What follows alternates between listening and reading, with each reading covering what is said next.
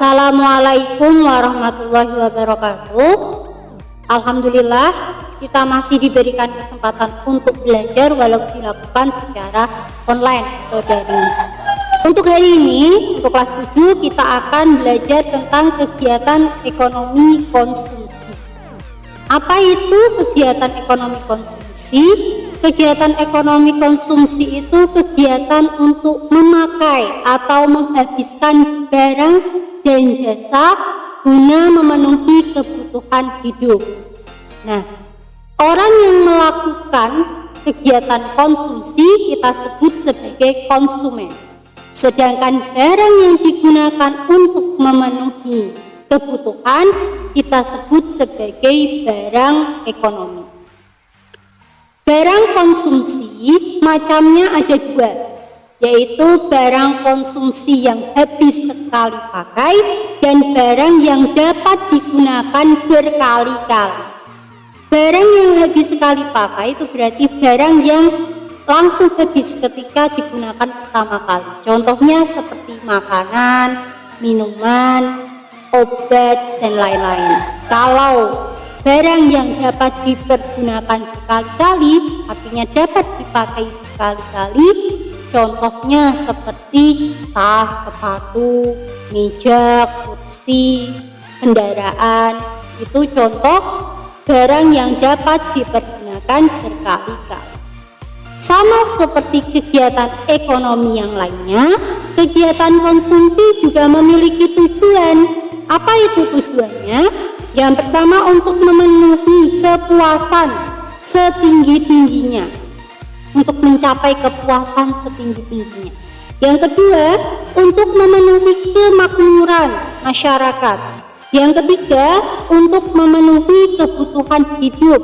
Yang terakhir, untuk menghabiskan nilai guna atau kegunaan barang dan jasa. Itu tujuan dari kegiatan konsumsi. Selanjutnya, faktor yang mempengaruhi tingkat konsumsi seseorang. Ada beberapa faktor yang mempengaruhi tingkat konsumsi seseorang. Di antaranya yang pertama, besar kecilnya penghasilan. Semakin besar penghasilan seseorang, maka semakin besar pula keinginan dia untuk mengeluarkan atau menghabiskan uang yang dia miliki. Sehingga semakin besar pula kebutuhan. Yang kedua, banyaknya anggota keluarga. Semakin banyak anggota keluarga di dalam satu rumah, maka semakin besar pula kebutuhan yang harus dipenuhi atau semakin banyak barang yang harus dikonsumsi. Yang ketiga, perkiraan harga barang di kemudian hari. Ketika harga barang akan naik di kemudian hari, maka orang akan berebutan untuk membeli barang di waktu sekarang. Sehingga sekarang ini orang akan lebih konsumtif. Selanjutnya, perilaku konsumsi seseorang. Semakin konsumtif seseorang, maka semakin banyak barang yang akan dibeli.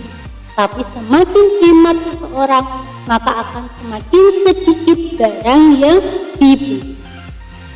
Pola konsumsi seseorang itu dipengaruhi oleh beberapa faktor. Ada 12 ya. Ada pendapatan, usia, selera, status sosial, jenis kelamin, tingkat pendidikan, harga barang dan jasa, jenis pekerjaan, jumlah anggota keluarga, agama, lingkungan, dan gaya hidup. Nah, untuk macamnya, kegiatan konsumsi itu dibagi menjadi 3.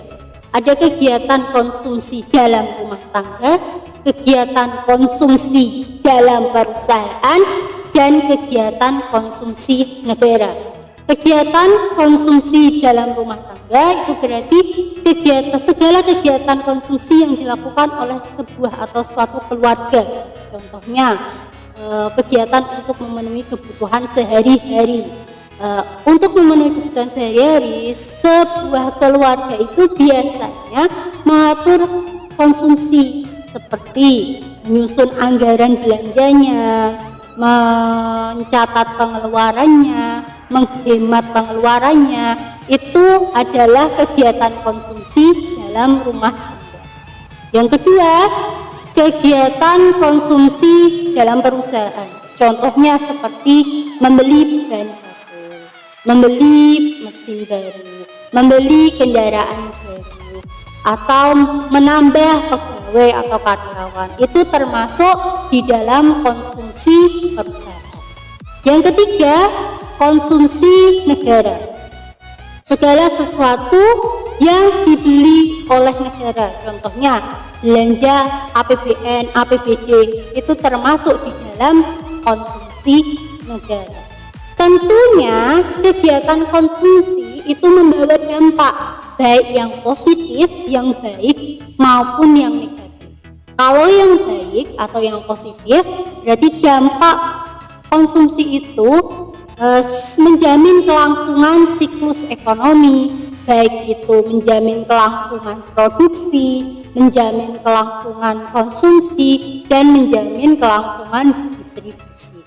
Sedangkan dampak negatifnya tentu kegiatan konsumsi itu akan menimbulkan perilaku konsumtif yang tentunya perilaku yang boros, merugikan diri sendiri, dan tidak memikirkan masa depan. Sekian materi yang saya sampaikan hari ini.